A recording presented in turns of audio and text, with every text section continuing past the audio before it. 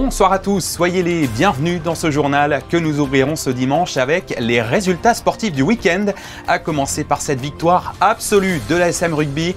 Les ASMistes recevaient à domicile hier l'équipe iséroise de Saint-Marcellin et se sont emparés de tous les points. Les autres résultats à suivre dans quelques instants. Le Monaco Press Club accueillait cette semaine l'un des anciens visages du marché numérique mondial, le président de Microsoft Asie du Sud et France, jusqu'à son départ qu'il raconte dans un livre intitulé « Le jour où j'ai quitté Bill Gates ». Christophe Holnet sera notre invité ce soir. Dans ce journal également, vous découvrirez le phénomène Maman va danser, un rendez-vous réservé aux femmes qui a un franc succès à Monaco et bien au-delà. Et puis nous finirons en musique. L'OPMC a posé ses valises à Bucarest pour le festival international Georges Enesco. Deux concerts exceptionnels que nous vous ferons revivre à la fin de ce journal. Ce sera le Focus Info de ce dimanche. Mais la une de l'actualité est dominée d'abord par la Roca Team qui vient de s'offrir la première Supercoupe de l'histoire face à l'équipe du Mans. 104-79, ça s'est passé ce soir à Roland-Garros. C'est le premier titre de la saison remporté par les hommes de Vassilis Panoulis. Au même moment, l'AS Monaco FC affrontait le FC Metz au Stade Louis II et l'a également emporté 5-2 grâce entre autres à un spectaculaire doublé d'Ansu Fati, performance qui offre à l'équipe du Rocher la tête provisoire du championnat de Ligue 1. Je le disais en titre, hier après-midi, l'AS Monaco Rugby recevait quant à elle Saint-Marcellin au stade Prince Héréditaire Jacques, la première à domicile des ASMistes dans ce championnat de Fédéral 2 après leur victoire inaugurale sur le terrain de Montélimar dimanche dernier. Et les hommes de David Bolkashvili n'ont pas laissé la moindre chance aux promus. Le résumé de la rencontre est signé Yannick Debever sur les images d'Hugo Comassa. Il n'y aura pas vraiment eu match entre les Monégasques favoris de leur poule de Fédéral 2 et Saint-Marcellin tout juste promu cette saison. Dès les premières minutes, la supériorité physique monégasque se fait sentir. Les Isérois se font écraser à chaque duel et encaissent un premier essai au bout de 5 minutes de jeu seulement.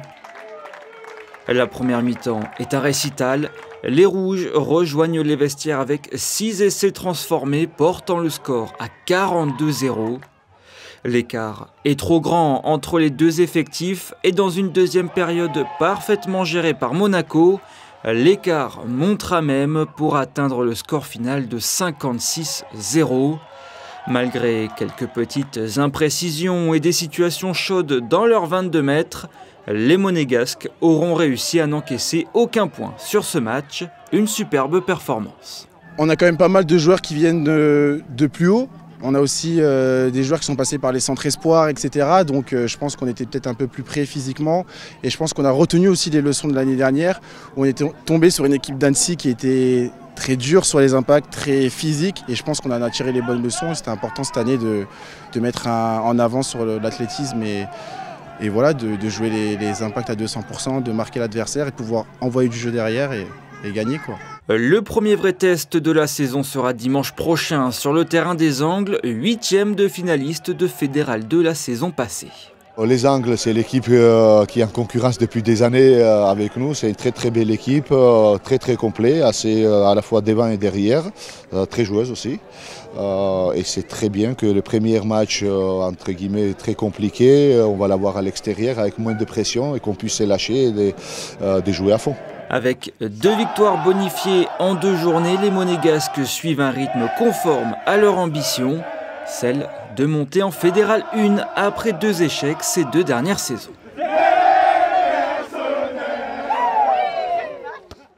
En Azerbaïdjan, mauvaise passe pour Charles Leclerc qui termine 9e du Grand Prix à Bakou.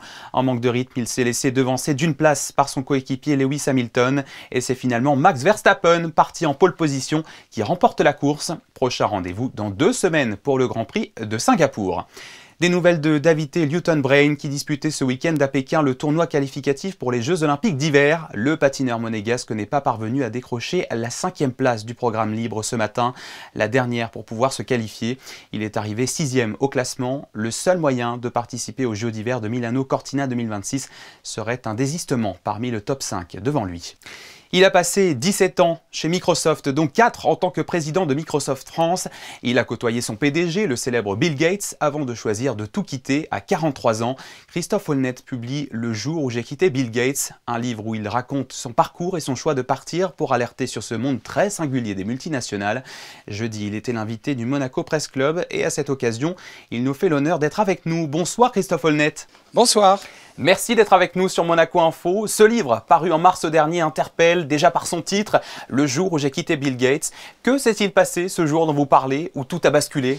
Eh bien, après 17 ans chez Microsoft, puisque j'y avais passé à ce stade l'essentiel de ma carrière, à l'âge de 43 ans, je ressentais le besoin de me réaliser un peu plus par moi-même et d'aller vers une aventure un peu plus entrepreneuriale, d'être un peu plus maître de mon destin. Et donc, j'ai décidé de quitter Microsoft, un choix qui était pas facile lorsque j'ai décidé de le faire et que j'étais probablement mal préparé à évoluer dans un monde plus entrepreneurial. Et que cette impréparation que j'ai ressentie, j'ai mesuré qu'elle était très largement partagée au point aujourd'hui de devenir un véritable enjeu de société. Voilà, tout est dans la question d'équilibre et une question aussi de préparation. Mais paradoxalement, ce qui vous a motivé à partir va à l'encontre de la tendance actuelle qui veut que les gens visent plutôt les sommets parce que travailler pour de grands groupes est synonyme de prestige et de réussite. Alors est-ce que vous voulez dire que l'on peut être heureux en visant plus petit finalement ? Oui, d'ailleurs, je ne pense pas qu'aujourd'hui, il y ait véritablement un rêve pour se dire je vais passer 30 ans dans une entreprise, je resterai dans la même, j'irai. La notion de sommet elle-même, même la notion de réussite, de succès, elle est en train d'être complètement bouleversée par les nouvelles générations. On voit très bien, il y a une étude récente de Michael Page qui montre qu'à la très grande majorité, mettre l'équilibre vie personnelle, vie professionnelle comme étant le premier critère dans le choix d'un job. Moi, quand j'ai commencé ma carrière professionnelle il y a quelques dizaines d'années, c'était boss et puis tu demanderas des choses après et puis la priorité c'est le travail. Alors quelles leçons offre votre livre à toutes ces personnes qui se posent des questions sur leur avenir en entreprise ou simplement sur leur quête de sens ? Comment franchir le pas ? La chose sur laquelle j'insiste particulièrement, c'est de s'y préparer, d'y réfléchir et d'avoir en tête cette notion d'employabilité, c'est-à-dire en quoi les compétences que je développe, elles vont pouvoir être mobilisées de façon utile, avec une valeur ajoutée, une capacité à être rémunéré à l'extérieur. Son employabilité, c'est comment je vais pouvoir valoriser mon actif en tant que personne, en tant qu'acteur de la société économique, mais aussi en tant que citoyen, une fois que j'aurai quitté ce cocon. En comparaison, quels conseils pourrait donner un petit État comme Monaco à ses voisins en matière économique et fiscale ? Est-ce que ce qui se fait ici peut aussi valoir ailleurs ?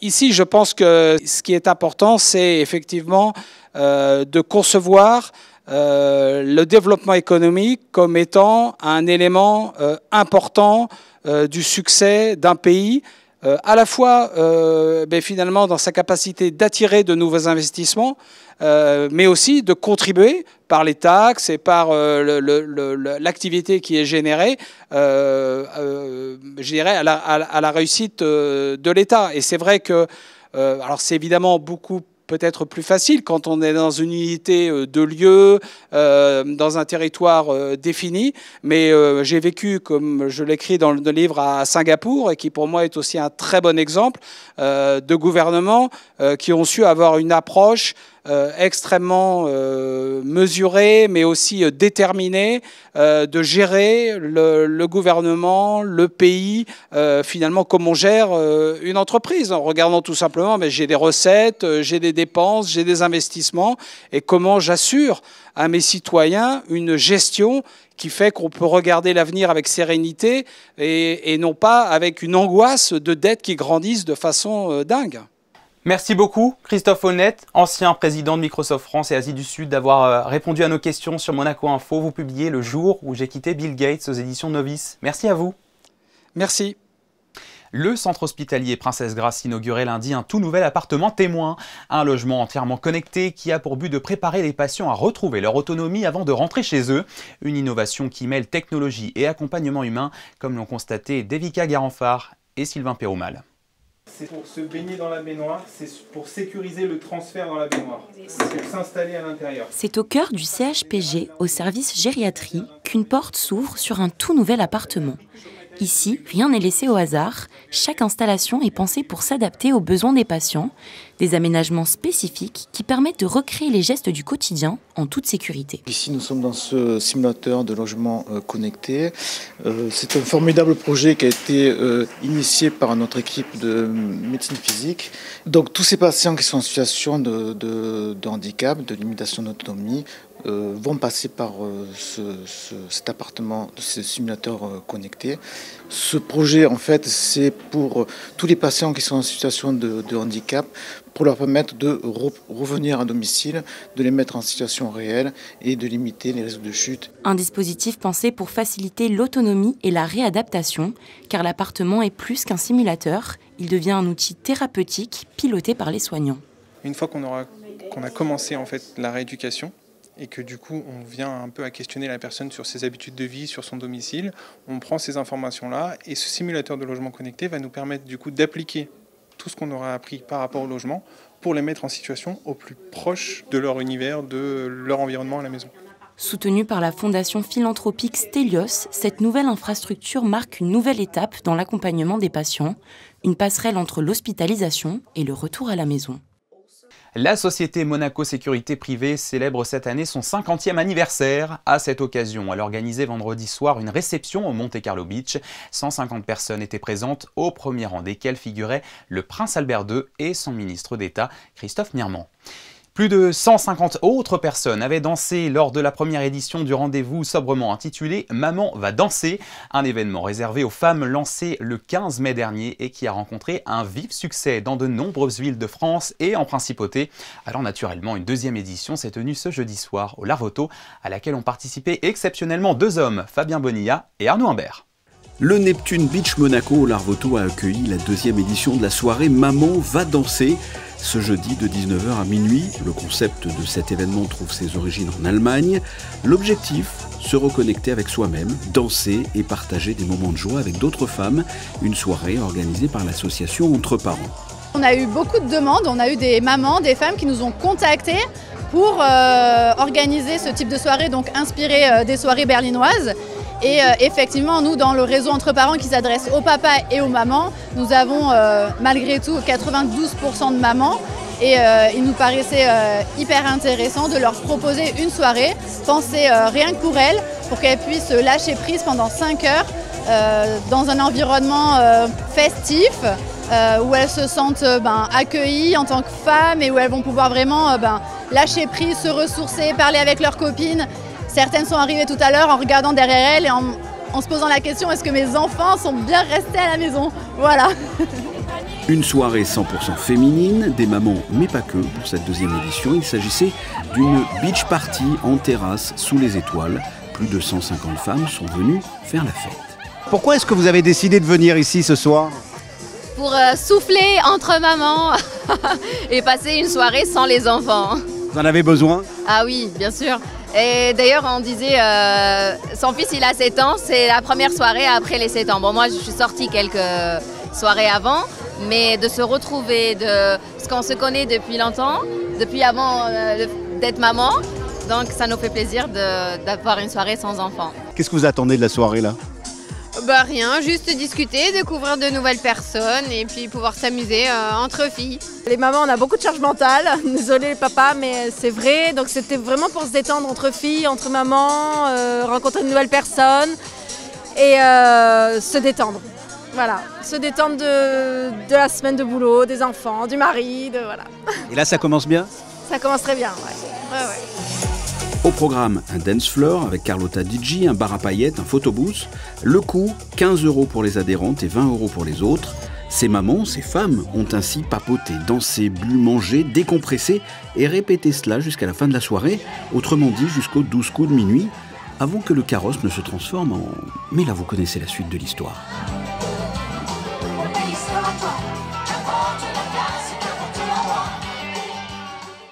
L'Orchestre Philharmonique de Monte-Carlo a posé ses valises à Bucarest début septembre, dernière escale de sa tournée européenne. Dans la capitale roumaine, il a donné 2 concerts au Festival international George Enescu, hommage à cet éminent compositeur franco-roumain. José Sacré, Camille Caloni et Clélia Renaud ont pu y assister. C'est le Focus Info de ce dimanche.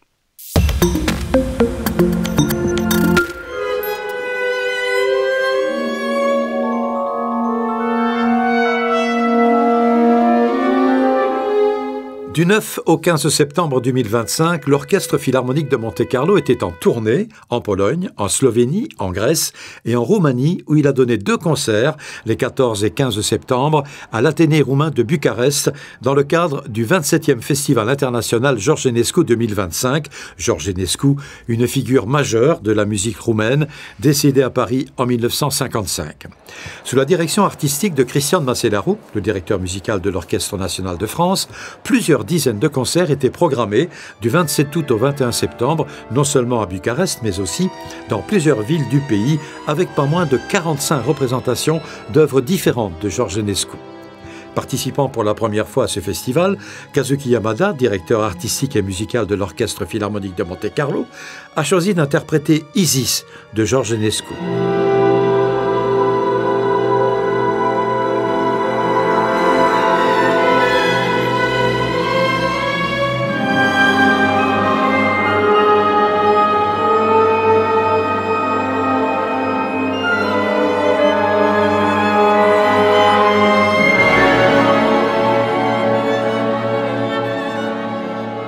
Today is a very first time for me to conduct Enescu piece, my premiere. That's why which piece is the best choice for me, I thought.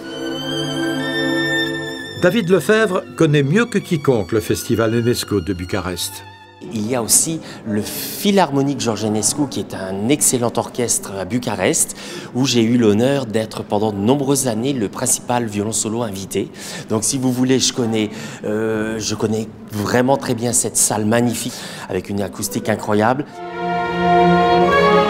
Dans un programme réunissant des orchestres invités très haut de gamme comme le Philharmonia Orchestra, l'Orchestre de l'Académie Sainte-Cécile, l'Orchestre tonal de Zurich, l'Orchestre Philharmonique de Rotterdam, la Staatskapelle de Dresde, l'Orchestre Philharmonique de Londres ou encore l'Académie of St. Martin et de Field, entre autres, si l'Orchestre Philharmonique de Monte-Carlo était invité à donner 2 concerts dans ce festival, c'est bien sûr en raison de sa réputation internationale, du talent de son chef et de ses musiciens, mais peut-être y a-t-il aussi une raison historique. En effet, au début des années 90, sous l'impulsion du maestro Lawrence Foster, l'Orchestre Philharmonique de Monte-Carlo a enregistré de nombreuses œuvres d'Enescu et notamment, en première mondiale, son opéra Odeproie. C'était, je pense, la pièce maîtresse qui a fait un grand bruit médiatique. C'était quand même dans le rôle titre José Van Damme. Il y avait une distribution éblouissante. Et je crois que ce coffret a eu tous les prix possibles et imaginables à l'époque.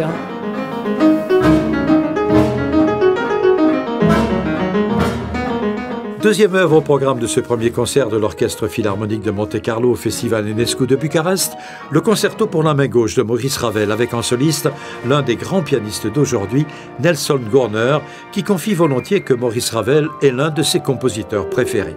J'adore sa musique, je trouve qu'elle a une inventivité folle, et puis que ce concerto pour la main gauche, il est, à différence de l'autre concerto en sol qui est joyeux, qui est un concerto solaire, celui-là, il est sombre, il est plus pathétique. C'est une écriture véritablement pour 2 mains qui a été pensée, à réaliser avec une seule main. Donc, ça vous oblige à travailler, à diviser les poids de la main, des fois dans des manières très différentes pour sortir les chants, par exemple, et pour atténuer tout ce qui est accompagnement ou arpège. Il y a une grande facture très riche.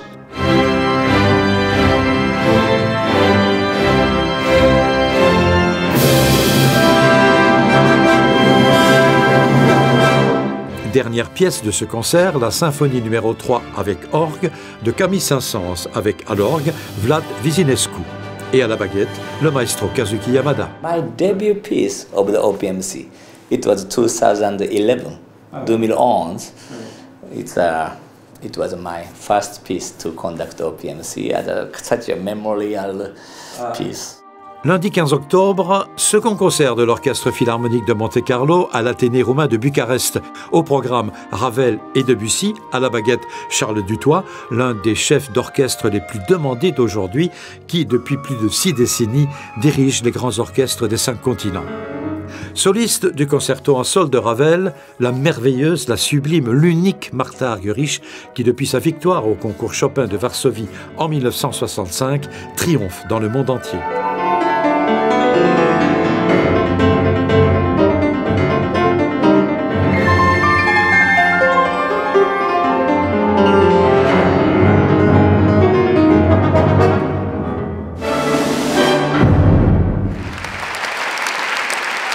Ces applaudissements sont les remerciements du public à Martha Argerich. Le public qui ne veut pas la laisser partir et espère un bis, peut-être deux. C'est gagné.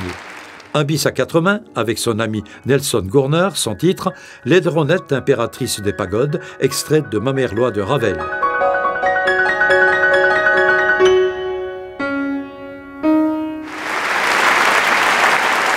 Puis un deuxième bis, Martha Argerich en solo, dans une éblouissante sonate en ré mineur Köchel 141 de Domenico Scarlatti.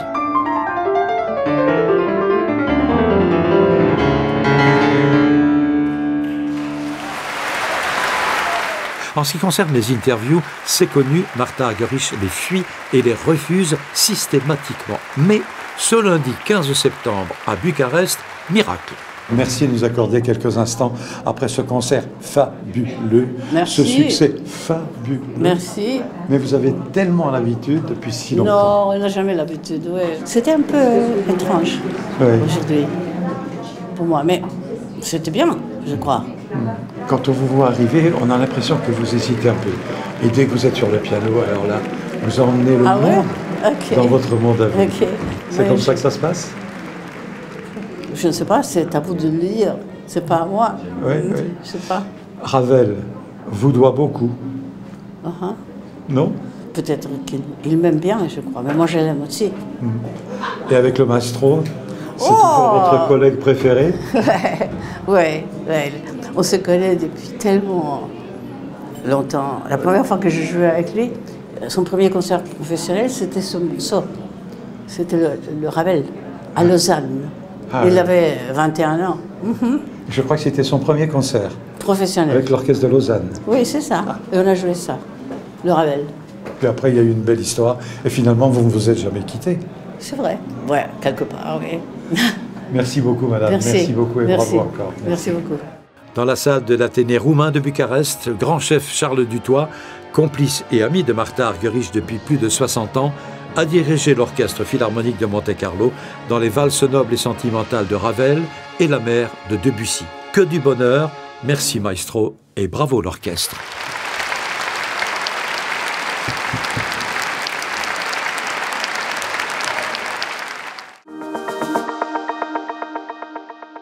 Voilà, fabuleuse tournée. C'est sur ces images que s'achève cette édition. Merci à vous de l'avoir suivi et merci pour votre fidélité à notre antenne. N'oubliez pas que vous pouvez retrouver sur toutes les plateformes d'écoute les podcasts de Monaco Info, dont celui de la directrice générale du Monaco Yacht Show, Gaëlle Talarida, alors que l'événement s'ouvre ce mercredi. Elle sera d'ailleurs l'invitée du JT de Fabien Bonilla demain soir. Je vous laisse tout de suite avec Sarah Nkari pour vos prévisions météo. Excellente soirée et à bientôt.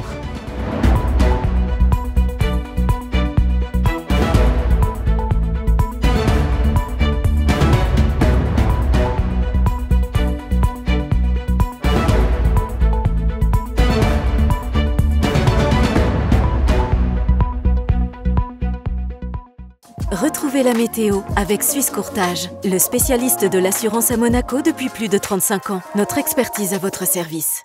Bonsoir à tous. Comme je vous l'annonçais hier, le ciel se couvre ce soir et des averses orageuses sont prévues dans la nuit jusqu'en début de matinée demain. Au fil des heures, les nuages devraient se dissiper pour laisser place à de belles éclaircies dans l'après-midi. Attention tout de même au vent qui soufflera toute la journée. Côté température, la minimale avoisinera les 19 degrés, la maximale 24. C'est légèrement plus frais que ce que nous avons connu aujourd'hui et c'est bien normal. Ce lundi sera le premier jour de l'automne. Et avant de vous quitter, un coup d'œil sur le calendrier. En ce 22 septembre, nous fêterons la Saint-Maurice. Belle soirée avec nous sur Monaco Info. C'était la météo avec Suisse Courtage, le spécialiste de l'assurance à Monaco depuis plus de 35 ans. Notre expertise à votre service.